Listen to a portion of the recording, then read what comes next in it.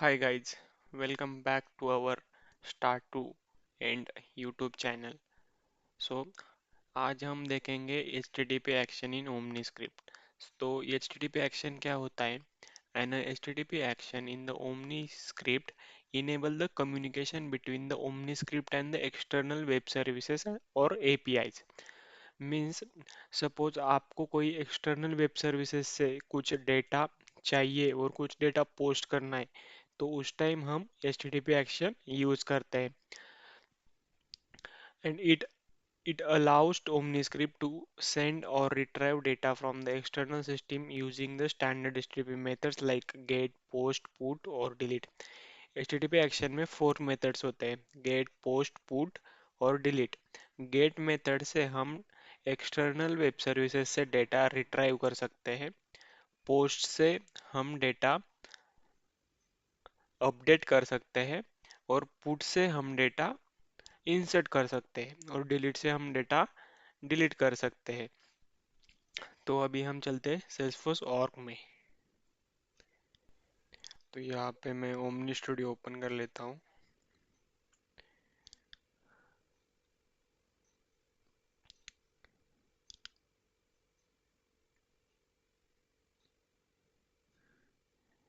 उसके बाद मैं यहाँ पे एक न्यू ओमनी स्क्रिप्ट क्रिएट कर लेता हूँ।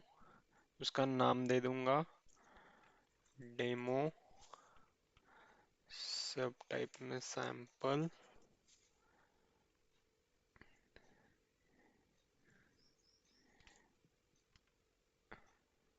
यहाँ पे ओमनी स्क्रिप्ट, आपको ये ओमनी स्क्रिप्ट कैसे क्रिएट करते ये देखना होगा तो आप मेरे प्रीवियस वीडियोस फॉलो कर सकते हो।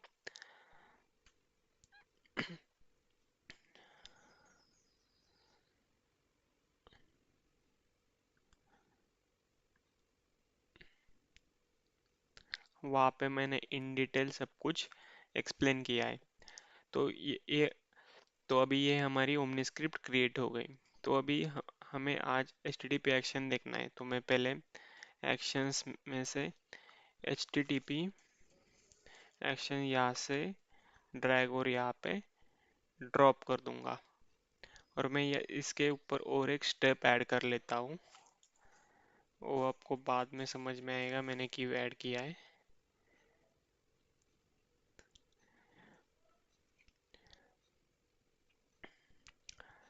तो ये HTTP एक्शंस मीन्स क्या है? एक्सटर्नल वेब सर्विसेज से।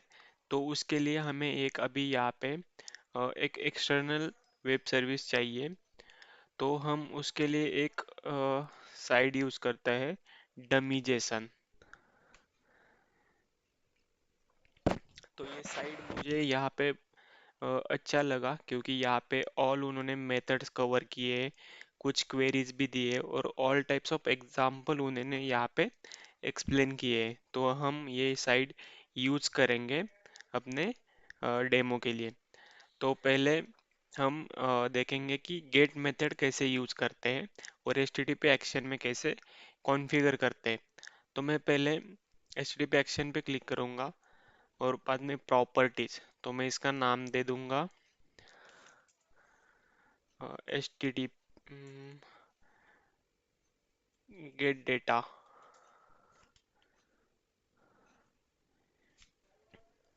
तो जब भी हम एक्सटर्नल वेब सर्विसेज कॉल करते हैं तभी हमें यहाँ पे HTTP पाथ में हमें वहाँ पे लिंक ऐड करना होगा। तो अभी इसमें सपोज मुझे ऑल प्रोडक्ट्स का डेटा चाहिए, तो मैं यहाँ पे ये URL यूज करूँगा।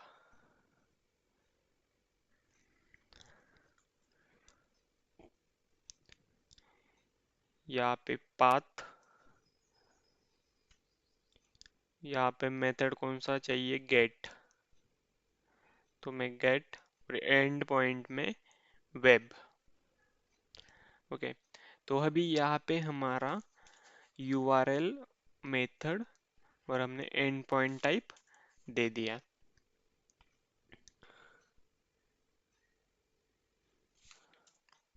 तो जब भी हम यहाँ पे कॉन्फ़िगर करते हैं और HTTP एक्शंस यूज करते हैं, उसके पहले हमें रिमोट साइट सेटिंग में जो हमारा वेब यूआरएल है, एंड पॉइंट यूआरएल, वो ऐड करना होता है। तो हमने वो यूआरएल ऐड नहीं किया तो HTTP एक्शंस वर्क नहीं करता। रिमोट साइट सेटिंग, तो यहाँ पे मैंने ये HTTP एक्शन में ऐड किया है। तो आपको करना, ये देखो ये यूआरएल, रिमोट साइट यूआरएल, तो आपको ये क्रिएट करना होगा। तो सिंपली यहाँ पे न्यू पे क्लिक कीजिए, यहाँ पे यूआरएल दे दीजिए और यहाँ पे नेम दे दीजिए लाइक दिस, और सेव।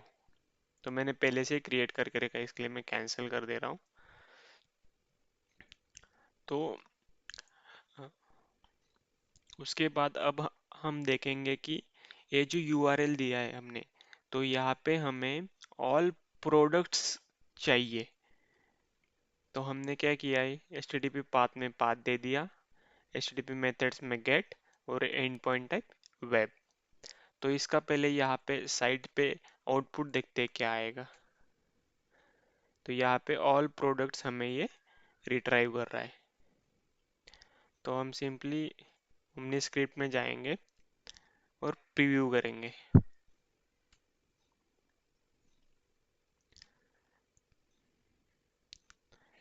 तो ये हमने एक ऊपर स्टेप ऐड किया है, सो सिंपली नेक्स्ट पे क्लिक करूंगा तो ये HTTP एक्शंस ट्रिगर होगा।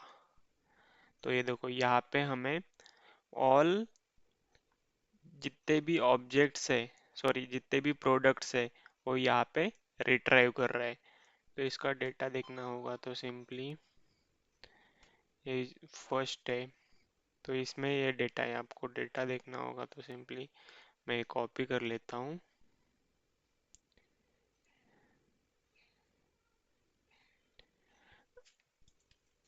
Data Jason.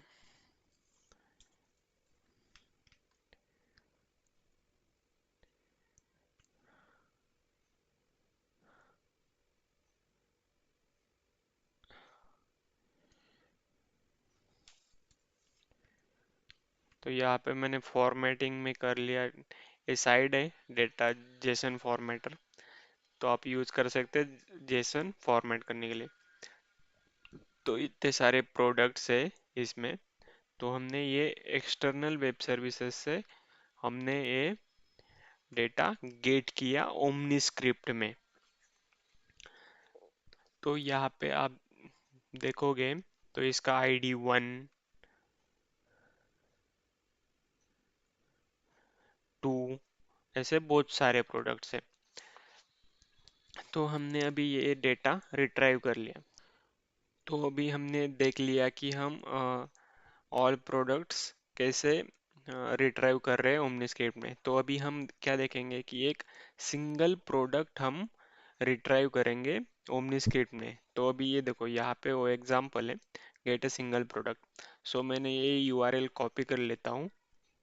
उसके बाद मैं यहाँ पे HTTP पाथ में अभी ये वो यूआरएल दे दूंगा, और यहाँ पे हम देखेंगे कि ये सिंगल प्रोडक्ट रिट्राइव कर रहा है या नहीं।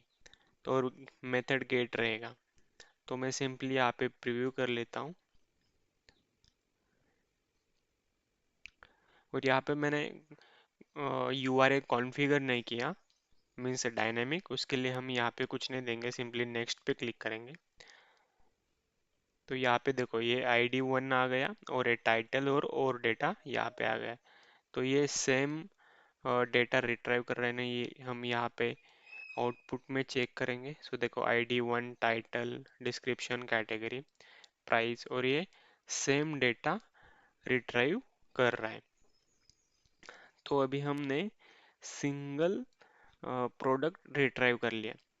तो अभी हमको क्या करना है कि ये जो लिंक है, मीन्स सपोज आपको डायरेक्टली 5 नंबर या 6 नंबर या 7 नंबर 11 नंबर, उसका उस प्रोडक्ट का आपको डेटा चाहिए। तो आप वो आप कैसे करेंगे, तो सिंपली यहाँ पे मैंने एक टेक्स्ट फील्ड ऐड किया है, उसका मैंने लेवल दे दिया है प्रोडक्ट आईडी।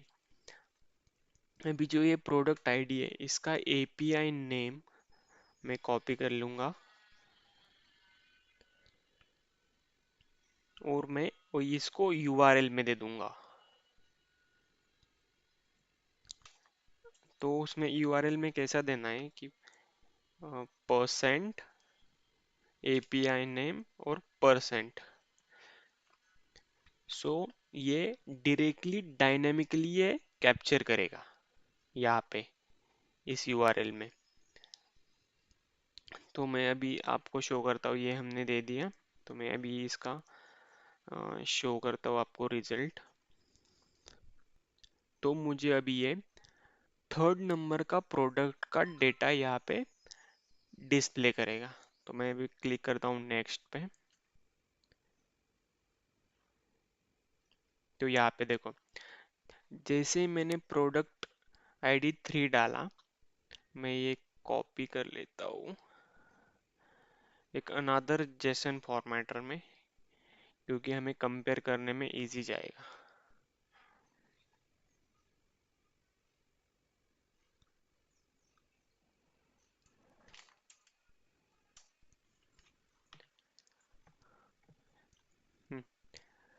ये देखो ID3 टाइटल और डिस्क्रिप्शन। तो जब हमने फर्स्ट टाइम जो ऑल प्रोडक्ट्स रिट्राइव किए थे, मैं उसमें जा रहा हूँ और इसका थर्ड आईडी, ये देखो ये थर्ड। तो हमें सिर्फ यही चाहिए। तो इसको देखो ID3 टाइटल डिस्क्रिप्शन ये सब सेम ही आ रहा। तो मतलब हमारा कॉन्फ़िगरेशन करेक्ट है। तो ऐसे डायनेमिकली हम यहाँ पे यूज कर सकते हैं।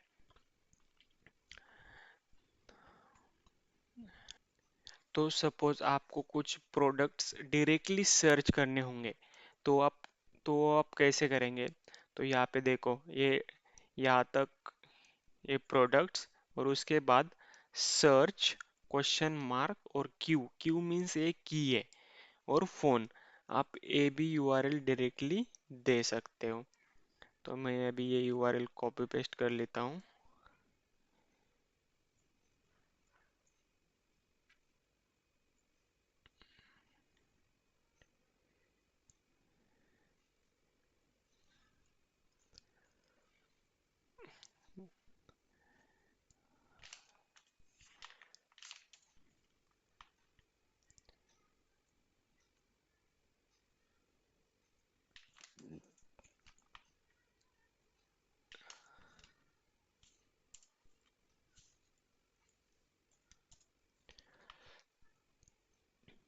और अभी ये मुझे जिसमें फोन है वो डेटा रिट्राइव करेगा। तो मैं सिंपली प्रीव्यू करूँगा। नेक्स्ट।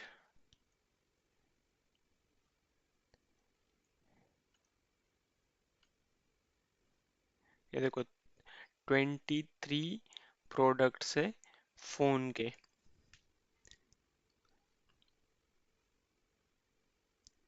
ब्रांड एप्पल, ये फोन के प्रोडक्ट्स हैं।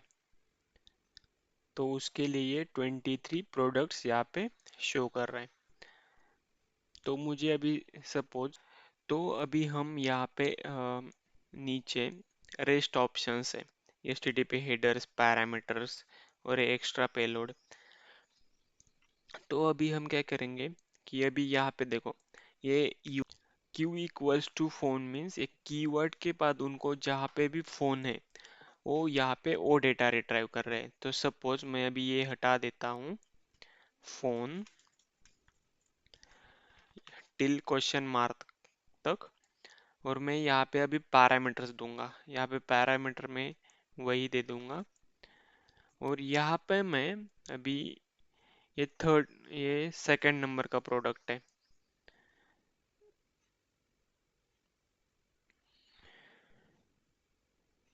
हम्म, तो मैं इसका टाइटल वहाँ पे दे दूंगा। तो मुझे ये सिर्फ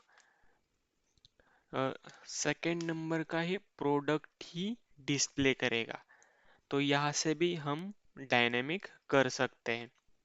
तो मैंने यहाँ पे भी अभी तो हार्ड कोडेड वैल्यू दी है, आप परसेंट लगा के भी दे सकते हो। जो कुछ यूज़र ने इनपुट दे दिया है वहाँ से भी आप ये कर सकते हो।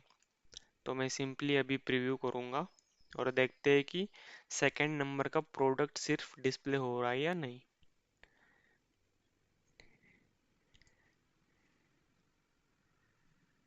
तो यहाँ पे देखो प्रोडक्ट्स आ गया और उसमें ऑब्जेक्ट एक ही है। ये देखो यहाँ पे सिर्फ सेकंड नंबर का प्रोडक्ट ही हमें डिस्प्ले कर रहा है। तो आप पैरामीटर दे के भी डायनेमिकली कर सकते हो। और एक्स्ट्रा पेलोड मीन्स क्या होता है कि सपोज आपको कोई सिर्फ ये प्रोडक्ट आईडी ही किसी और को भेजना है तो सिर्फ हम ये एक्स्ट्रा पेलोड से भेज जिसको भी ये एक्स्ट्रा पेलोड पता नहीं तो मैंने ये रिमोट एक्शंस में कवर किया है, तो प्लीज़ आप वो देख सकते हो। तो अभी अभी हम नेक्स्ट एग्जांपल देखेंगे। नेक्स्ट एग्जांपल क्या है कि यहाँ पे लिमिट एंड स्किप प्रोडक्ट्स। तो you can pass the limit and skip params to limit and skip the result of penetration and use limit 0 to get all the items. Suppose आपने यहाँ पे limit 0 कर दिया तो जितने भी प्रोडक्ट्स है वो आप सभी यहाँ पे रिट्राइव करेंगे। तो सपोज आपके पास अभी थाउजेंड्स प्रोडक्ट्स हैं और उसमें से हमें सिर्फ 11th नंबर का प्रोडक्ट चाहिए। तो अभी वो हम कैसे करेंगे? थ्रू द क्वेरी और this using limit and skip. यहाँ पे हम क्वेरी भी यूज कर सकते हैं like this. You can pass the select as a query params and comma separated values and select the specific data. तो इसके एंड के बाद जो लिखा है select equals to title and comma price. Okay, तो ये अभी यहाँ पे हमें ये टाइटल और प्राइस देगा। ये सॉरी, यहाँ से इसके एंड के बाद select equals to title and price. तो इस प्रोडक्ट में हमें सिर्फ यहाँ पे टाइटल और प्राइस का डेटा शो होगा। तो ये इसका आउटपुट है। तो मैं सिंपली अभी यहाँ पे लिमिट 10 दिया है, स्किप 10 दिया है, तो ये हमें डायरेक्टली पहले 10 प्रोडक्ट्स यहाँ पे स्किप करेगा और सीधा 11 नंबर का प्रोडक्ट हमें ये शो करेगा। तो मैं इसको कॉपी कर लेता हूँ।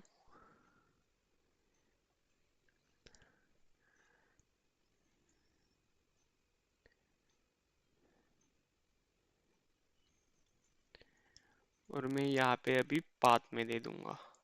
ये मैं डिलीट कर देता हूँ यहाँ पे पाथ में।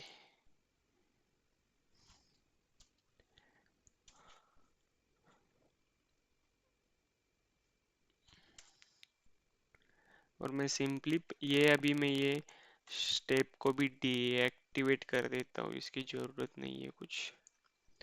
और मैं डायरेक्टली प्रीव्यू कर दूंगा। यहाँ पे हमें डेटा रिट्राइव हो गया। तो हमने क्या यूज़ किया था कि यहाँ पे देखो लिमिट 10 एंड स्किप 10। तो यहाँ पे फर्स्ट 10 प्रोडक्ट्स स्किप हो गए तो हमें यहाँ पे 11 नंबर का प्रोडक्ट फर्स्ट आया है। तो यहाँ से 11 से हमें नेक्स्ट 10 प्रोडक्ट्स मिलेंगे 11 टू टिल 20। तो यहाँ पे देखो ये लास्ट का 20, तो हमें सिर्फ ये 10 ही प्रोडक्ट्स यहाँ पे रिट्राई हो गए। तो ऐसे हम यहाँ पे भी मीन्स क्वेरी का यूज़ कर सकते हैं यूआरएल में भी। वो सिर्फ कैसे कॉन्फ़िगर करना है वो यहाँ पे देख लो। तो उसके बाद यहाँ पे नीचे भी बहुत एग्जांपल्स दिए। अब यहाँ पे सॉर्ट भी यूज़ कर सकते हैं, सॉर्ट बाय ऑर्डर। और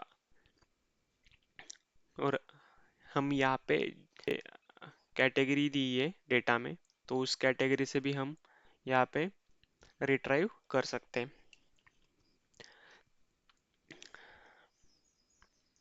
तो अभी ये एग्जांपल से हम यहाँ पे क्या क्या यूज़ कर सकते हैं। वो आप एक्सप्लोर कर दीजिए। कौन सा एग्जाम्पल हम देखेंगे?